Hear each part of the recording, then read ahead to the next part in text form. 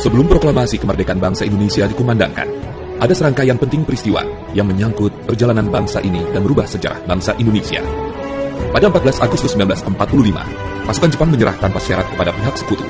Berita ini diketahui oleh kalangan pemuda bangsa Indonesia di Bandung pada 15 Agustus 1945 melalui berita siaran radio BBC London. Pada 15 Agustus 1945, Insinyur Soekarno dan Dr. Andes Muhammad Hatta baru kembali ke tanah air memenuhi panggilan Panglima Jepang untuk Asia Tenggara, yaitu Marsekal Terauchi di Saigon, Vietnam. Dari sinilah terjadi pro dan kontra tentang proklamasi kemerdekaan Indonesia. Golongan muda ingin cepat-cepat dilaksanakannya proklamasi kemerdekaan Indonesia, karena hal ini merupakan hak dan masalah rakyat Indonesia sendiri, tanpa bergantung pada negara atau bangsa yang lain. Sedangkan golongan tua menginginkan bahwa kemerdekaan Indonesia harus dilakukan secara terorganisir. Misalnya, dengan pernyataan dari bangsa-bangsa lain, dengan melampirkan tanda tangan, dan lain sebagainya. Perbedaan pendapat ini membuat para golongan muda melakukan penculikan yang dilakukan oleh sejumlah pemuda yang dikomandoi oleh Sukarni, Wikana, dan Hairul Saleh dari perkumpulan Menteng 31 untuk membawa Soekarno-Hatta yang termasuk golongan tua pada saat itu menuju ke Rengas Dengklok, tempat yang jauh dari jalan raya utama Jakarta Cirebon pada tanggal 16 Agustus 1945. Hal ini dilakukan agar mereka jauh dari pengaruh pemerintah pendudukan Jepang.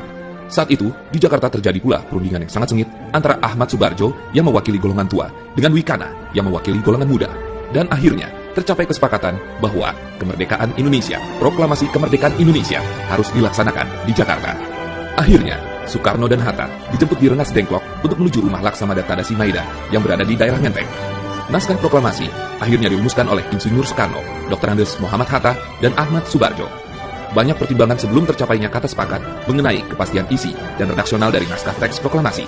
Setelah disepakati, selanjutnya Sayuti Melik yang mengetik sesuai dengan naskah yang telah mengalami berbagai perubahan yang akhirnya disepakati tersebut.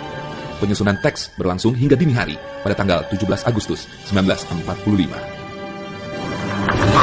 Proklamasi kami bangsa Indonesia dengan ini menyatakan kemerdekaan Indonesia. Hal-hal yang mengenai pemindahan kekuasaan dan lain-lain diselenggarakan dengan cara saksama dan dalam tempo yang sesingkat-singkatnya. Jakarta, 17 Agustus 1945, atas nama bangsa Indonesia, Soekarno-Hatta.